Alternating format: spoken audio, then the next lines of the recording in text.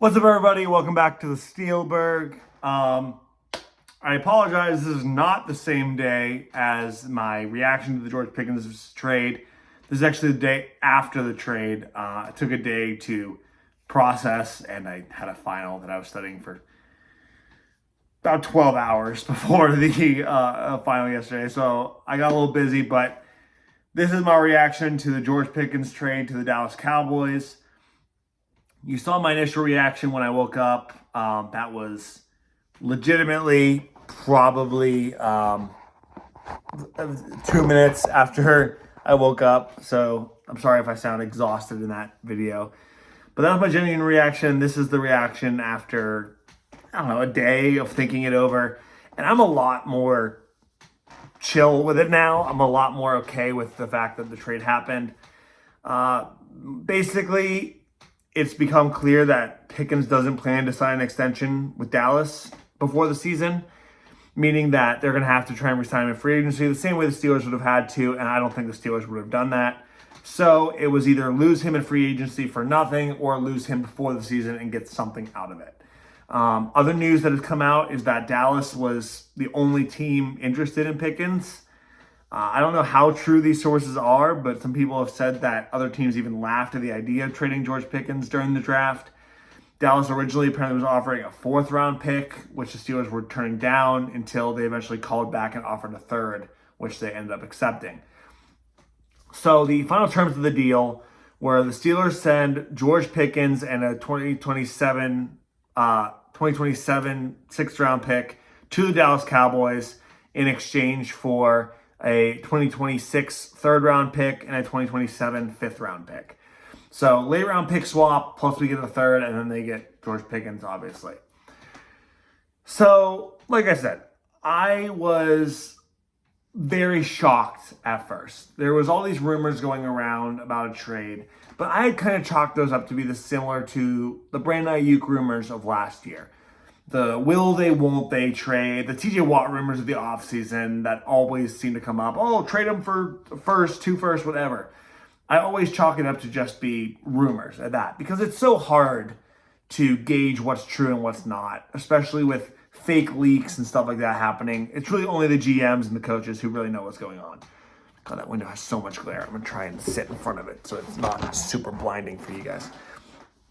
Sorry for the first 2 minutes being blinding for anyone watching in the dark. But yeah, I think the trade is what had to be done at the end of the day. Am I happy with the compensation? Not exactly, no. I mean, he was a second-round pick the year of Kenny Pickett, I think. I think he was a 2022 pick. So, yeah, this is his fourth year. I'm not entirely sure. He might have even been the year before Pickett. But at the end of the day, he was on the last year of his deal. This is the last year of his contract. And he wasn't going to resign. So we had to get what we could. But what bothers me is we traded Chase Claypool for a second. Chase Claypool. And yes, that was to the Bears. And the Bears are the Bears. And everyone laughs at them for making that trade because he didn't last long there, and he went to Buffalo. Didn't last long there, and now he's all but out of the league. But it's still George Pickens. And yes, he has attitude issues. But we never saw Chase Claypool making the crazy one-handed catches. We never saw Chase Claypool in a superstar light outside of maybe his rookie year, right? Like there was issues going into his second year. What always bothered me about Chase Claypool was how when he wouldn't go up for the ball. He was very, very tall, but instead of going up and extending for the ball, he would let the ball come to him and kind of fall backwards into it, which bothered me so much. Pickens, he used his body to go up for the ball. He made these crazy acrobatic catches and toe-tapping catches that made you think that maybe he could have been something big. And he had attitude problems because the Steelers and the wide receivers with attitude problems mix like, I don't know, sugar and water. They mixed so well. The Steelers love taking the anger issues diva wide receiver. You have Antonio Browns. You had issues with Santonio Holmes back in the day. You had issues with Martavis Bryant. You had issues with Juju at the end of his term here. Steelers and diva receivers are just like the perfect match. So it wasn't surprising that Pickens turned out to be a diva receiver. What was surprising is that the Steelers did not take a wide receiver in the draft. If the rumors are true that these trade talks were happening up through the draft, they knew that we were going to be down to just DK Metcalf as the number one receiver. Basically back to the exact same point we were at last year with just Pickens. So now our wide receiver room is like DK Metcalf, and then Calvin Austin, Roman Wilson, who we just get from the Rams? I can't think of his name. But he's an older guy. He's on the lines of Van Jefferson kind of skill level. Like he's a pretty minor player. We don't have a number two again. Like, I don't know if the Steelers are just hoping that Roman Wilson takes a big step up because he certainly didn't show it last year.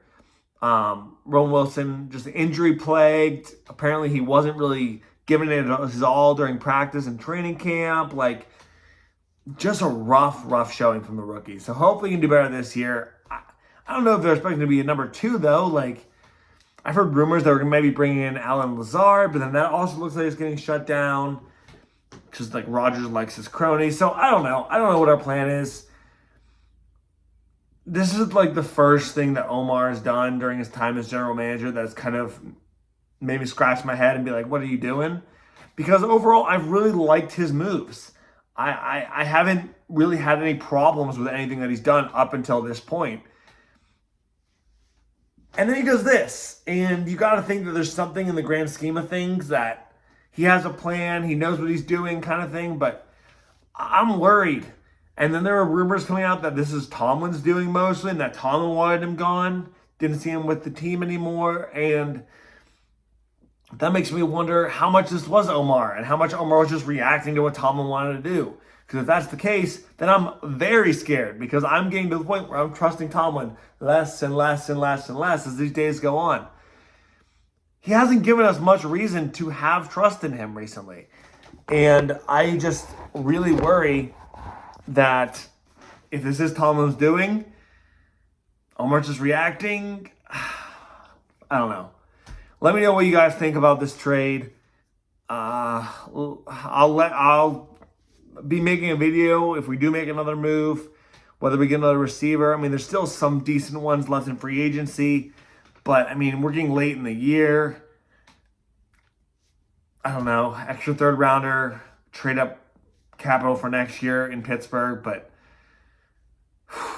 I don't know.